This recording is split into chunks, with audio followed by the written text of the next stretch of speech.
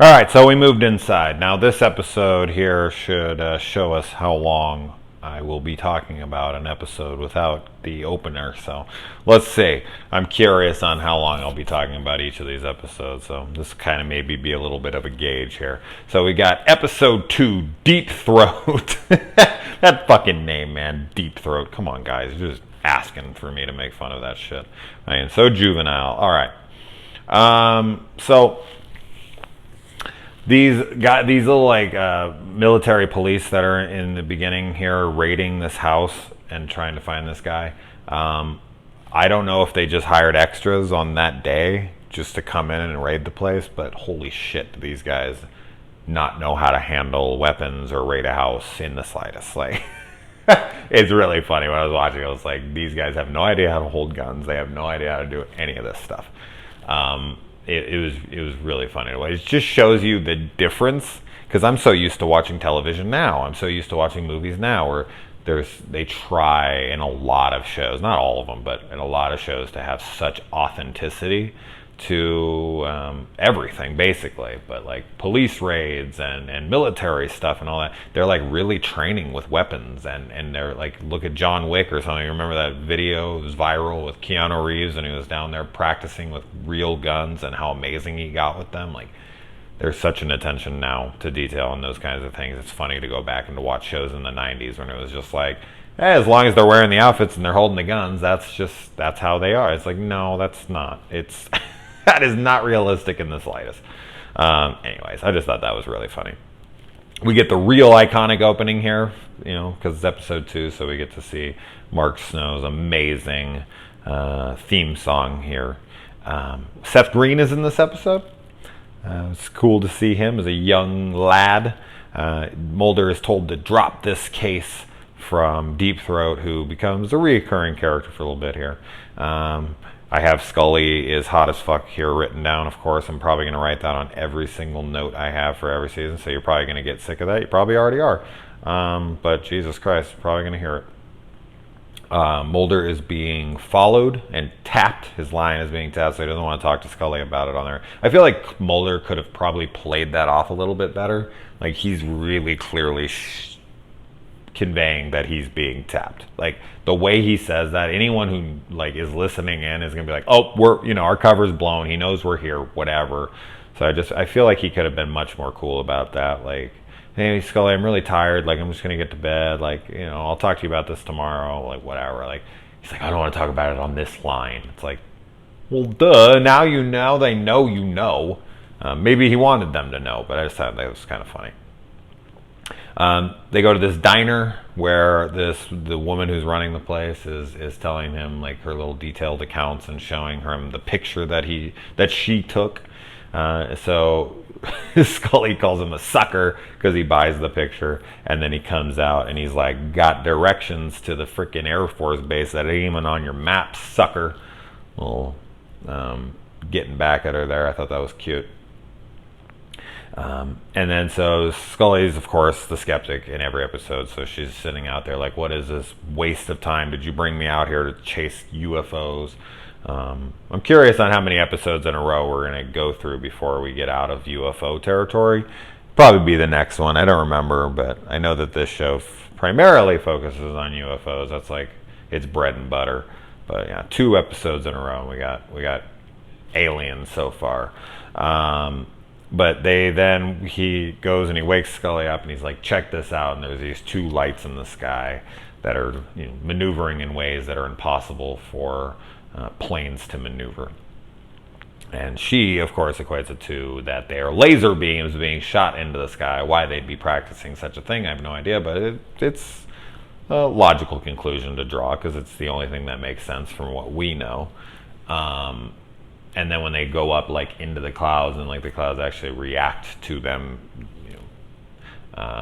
from being in there, then she's like, oh shit, like those are actual crafts. Like that's something is generating that to make that happen. So that was, made her realize like, okay, no, never mind. That can't be what I just suggested. But of course, Scully in her, in the way that she thinks, she's just like, nope, it's got something else. Like it's just some experimental technology we've never seen doesn't mean it's not explainable, which is true. I mean, I'm on her side on that. Until you know what it is, you don't know what it is. So you can't be certain about something you don't know about. That's why I always find it funny when people are like, well, I don't know what that is, so it's definitely a UFO. Like, it's definitely extraterrestrials. And it's like, so you don't know what it is, but you're sure of what it is? That's contradicting. There you go. So then they see a helicopter that's flying after her, and these two stoners, one of them is played by Seth Green, and this hot blonde chick, they're like running out of the place. And so Mulder and Scully chase him down, talk to him at a diner, and they're telling him all these like stoner stories, which are really funny because I like how Mulder and Scully are just kind of having a good laugh with these kids, but they're actually getting some impertinent information from Mulder's perspective anyways. And take them home, and then they kind of figure out later on that the helicopter was not coming to chase off these stoners. They've been going there for months. Like, they're there to chase off the two federal agents. They don't want them. Like, the stoners, who gives a shit about them? What are they going to say? No one's going to believe them. They'll just add to the local craziness. But two federal agents, that's a problem. And so that the guy went missing. The wife that called Mulder in the first place, her husband had been taken by the Air Force and they wouldn't let him go. And finally he returns home, and she's claiming like, that's not my husband. So Mulder comes in, he practices he uses his psychology techniques, which that's what he is, on this guy. And he tries a few different ways, and he realizes, like, no, this guy knows who he is. He knows what he's talking about. But then he brings up piloting and whatnot. And this guy knows nothing about piloting all of a sudden. A guy who's been doing this forever, he should know everything about planes, but he has no memory of this. So he talks to Scully about it being like a selective memory wipe. And she's like, that's impossible. That's not how the brain works. And he's like, I say different, bitch. And so they get pulled over by these like men in black who destroy all their stuff 2 episodes in a row. Man, they're going to be footing a serious bill to the FBI. Like, every time we go somewhere, it's either getting burned down by some black freaking black ops, or whatever the hell they call that. Or this Air Force team, whatever. I don't know what the hell to call these people, damn it. I don't have any words for that. But they keep getting their shit burned by sinister characters, so they're definitely going to have a lot to report when they get back. Like, where's all this stuff? We already replaced it this week. And yeah, Scully is always with the ifs. If that was the case, Mulder, if, only if, I am humoring you just so that we can have this discussion. I love that. She keeps that throughout. Mulder goes in the fence, and he has to hike 10 miles to the base, or at least by, the way the stoner flies.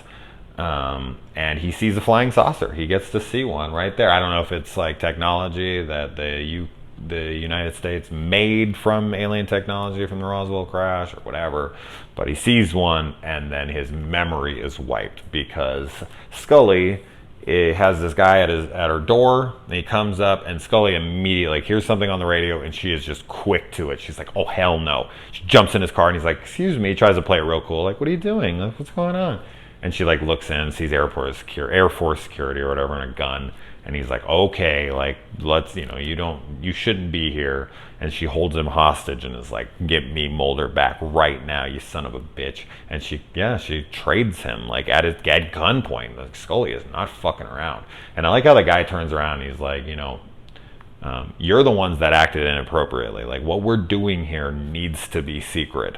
Which is, I completely could understand. Like, we're keeping this from you for a reason. Like, the people can't know about this. I'm not saying it's right or wrong, but I totally understand what they're saying there.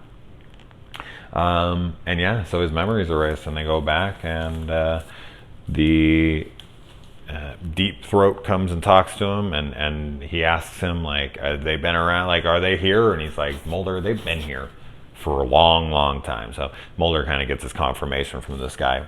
whether or not he's like a reliable source, he's yet to determine that, but he says yes. So Mulder, wanting to believe, as his poster suggests, he's open to it and he wants to believe everybody.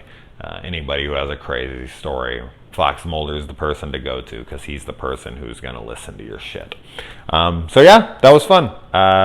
This was 10 minutes, so maybe that's a little closer to what these videos will actually be. But yeah, so I'll go watch episode 3 right now. All right.